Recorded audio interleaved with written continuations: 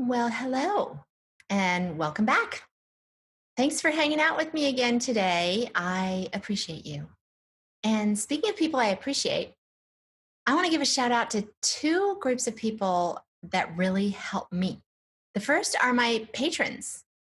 What are patrons, you may ask? Well, they've signed up on a wonderful platform called Patreon that brings together creatives, like content creators like me, amongst others, with people who have found value in their work and they want to support them. My patrons contribute at various levels, starting at just $5 a month with a monthly contribution, for which they receive rewards. Woohoo! They help me pay for things like my website hosting and my podcast editor, and they make it possible for FUMS to continue. No kidding. That is how important they are. If you want to help, and I'd so appreciate it, just go to fumsnow.com/support and sign up today. The other folks I want to recognize are those of you that have gone to iTunes or Apple Music, as it's called now, and left a rating and review. Not only do I hear your ideas and thoughts on my little podcast, which I super appreciate, but iTunes uses the number of reviews and whether or not they're good to determine whether they're going to share it or not. Share the iTunes love so more people can learn about FUMS and benefit from it. So if you would please, just go do a quick rating and review. It'll just take a minute, like literally a minute. Seriously, that's all the longer it takes. Just leave me a rating and a review. I read every single one of them, and I'm truly grateful. Okay, let's get on with it. Welcome to the FUMS Now podcast show, where you'll gain information, inspiration, and motivation for living your best life with multiple sclerosis. Find us online at fumsnow.com. I'm your host, Kathy Reagan Young. Today is going to be another solo episode. I was surprised to hear from so many of you that you didn't hate just me talking to you. I mean, I usually, I think I've done 60 plus interviews, which are great and I love them, but sometimes it just isn't possible for whatever reason. So I did a solo episode last time and was kind of biting my fingernails, concerned that people were going to hate it. And I didn't hear that anybody hated it. In fact, just the opposite. So thank you for that. And I guess I'll just be sprinkling some in here and there. I'm still going to continue with my interviews, but this is a nice option to have too. Today, I want to talk about toxic people and what they do to us in our health. I want to encourage you to really take inventory of them in your life and vow to do something about it this time. I did that 3 years ago, and my stress level is way down and my good days are way up. Don't you want that too? So you've been dealing with these people or this person for some time now, and it appears there's a correlation between time spent with them and a decline in your health. By the way, this is an article that is on Facebook. I'm just going to read this little bit to you, this article first, and then we'll chat a little bit more. But this is on the FUMS blog. So you've been dealing with these people or this person for some time now, and it appears there's a correlation between time spent with them and a decline in your health. Recognize the following scenarios. The phone rings, you see it's them, and you have to take a deep breath. Your heart skips a beat and then it quickens. You steel yourself for it. Deep breath. Hello. Ugh.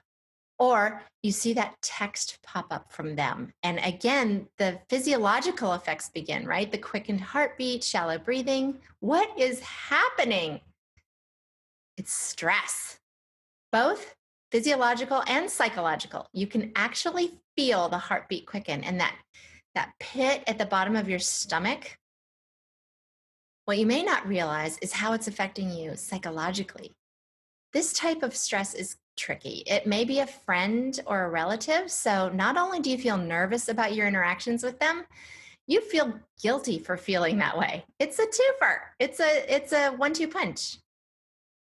As MSers, we know what stress can do to us. We know that a flare could be right around the corner, and we need to mitigate our stress. But that's made more difficult when the people in our lives are causing us stress. particularly when they're friends or relatives. So, what can you do to dial down that stress? Great question. I'm so glad you asked. Here's what I suggest you do. Number one, identify it. What exactly are they doing that's harmful to you? Are they manipulative, difficult to please, hard to work with, never apologize, even when they're obviously wrong? Do you feel like you're constantly having to prove your allegiance to them? That all is exhausting. Are they more of a downer than a supporter? Now that you know what it is that's toxic to you and your health, you need to deal with it.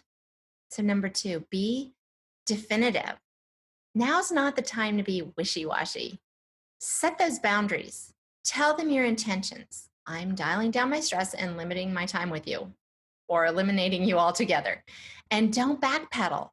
This is important. You're important.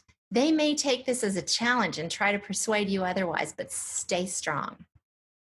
Stick to the plan. Number three, if you decided to block them from your phone or your social media and to no longer attend events where they are, stick to it.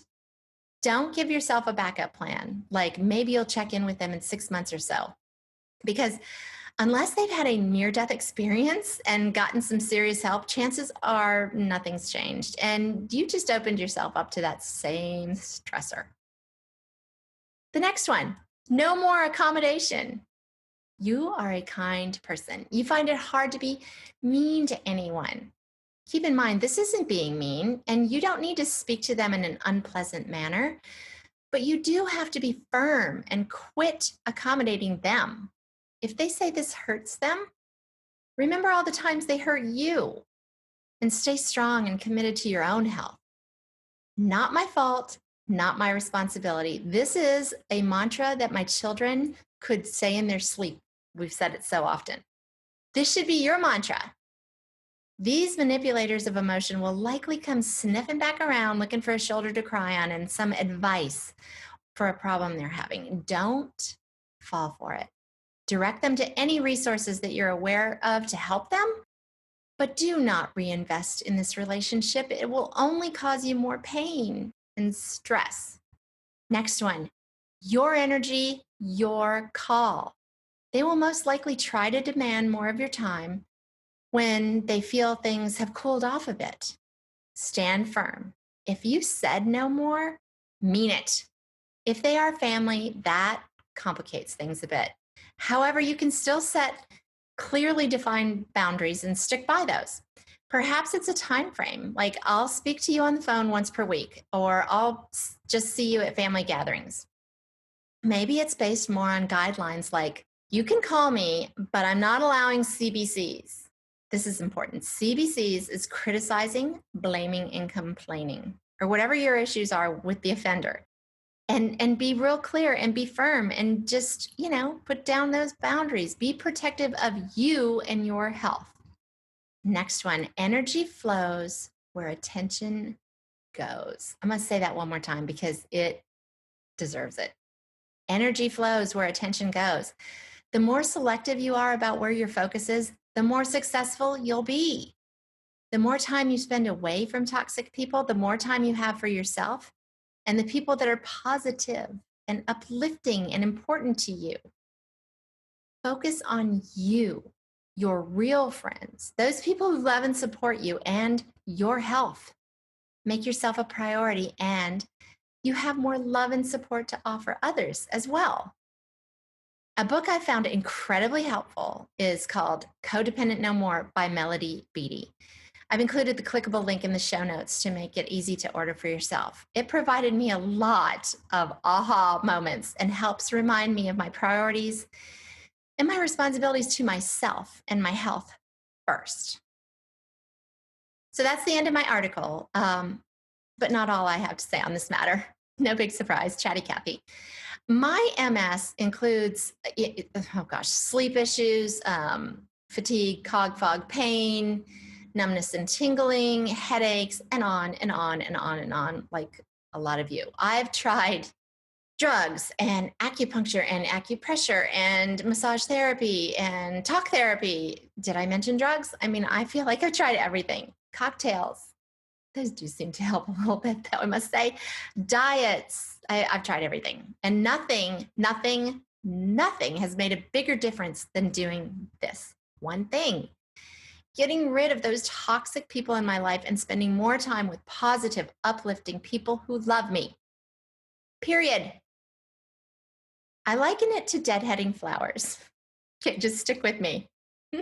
It'll make sense in a second. If you, like where are my gardeners out there? You'll understand this. But the more you get rid of the blooms on, like, picture a potted flower in your backyard, right? And the more you get rid of those blooms that may have at one time been beautiful, but now are faded and wilting, the better the whole plant does, because its energy is not being diverted to something that isn't savable anyway.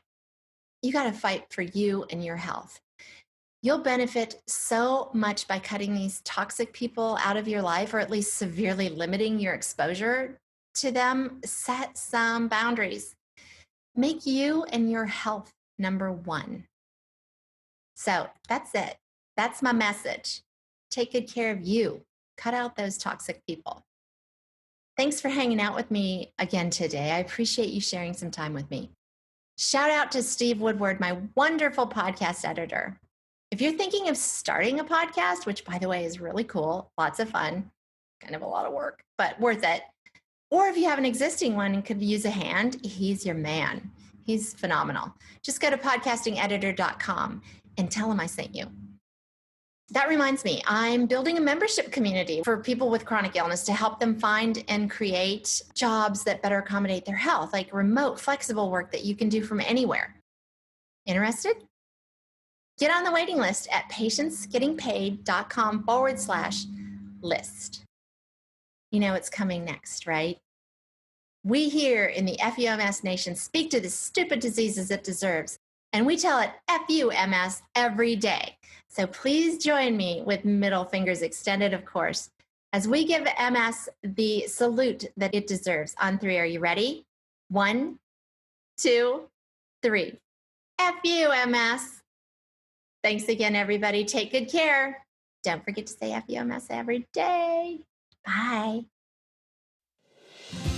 Thanks, everybody. I really appreciate you listening to the FUMS podcast show.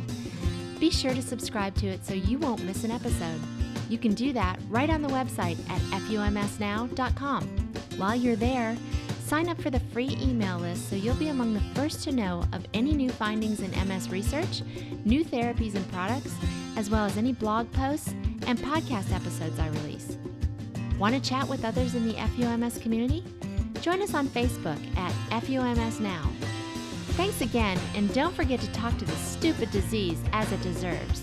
Tell it FUMS every day.